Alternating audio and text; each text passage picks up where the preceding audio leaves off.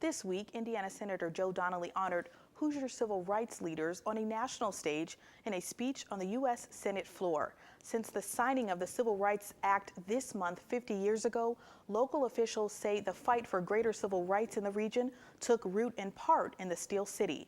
It's a legacy still being examined today. 1964, a time of transition for a place known as the 20th century city. Even though my parents told me I could do anything I wanted to do, my country told me, no, you can't. In the early 60s, the African American population of Gary was approaching 50%.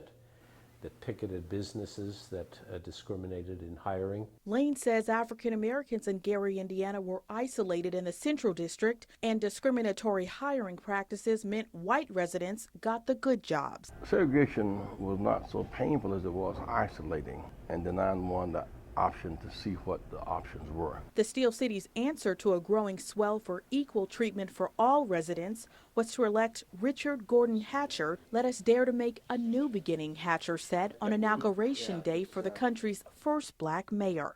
He had the full cooperation of Lyndon Johnson and national Democrats. People in Washington, D.C. wanted to see the Gary experiment succeed. By 1972, the city was the hub of a black power push when Hatcher hosted the National Black Political Convention at Westside High School. Thousands of black leaders, including Jesse Jackson, filled the gymnasium. That seemed to be at that time beyond anybody's imagination.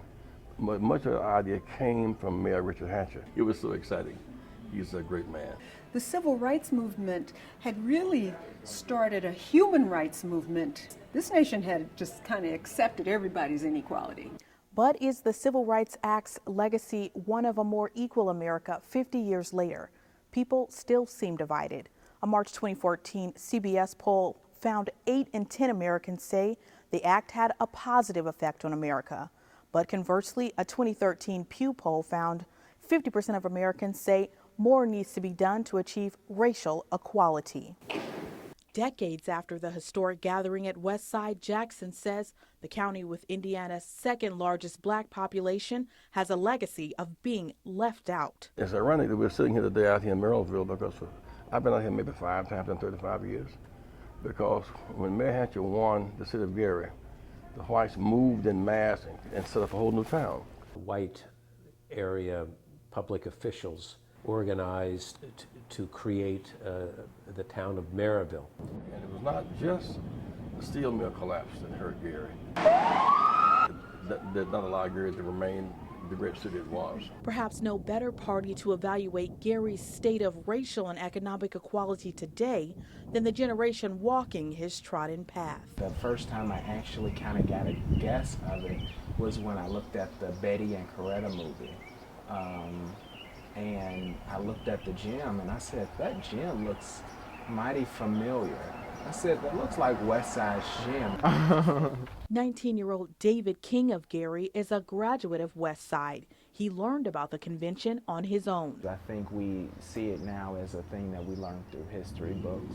The problem today is that we have very few militant, truly militant people who will stand up and speak the truth.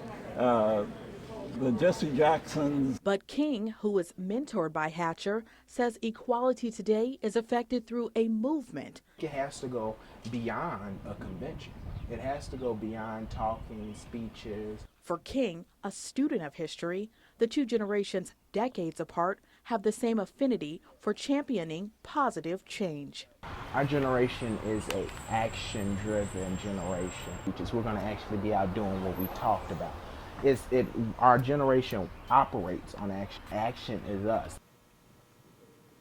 You can find more information on the Civil Rights Act of 1964 on lakeshorepublicmedia.org.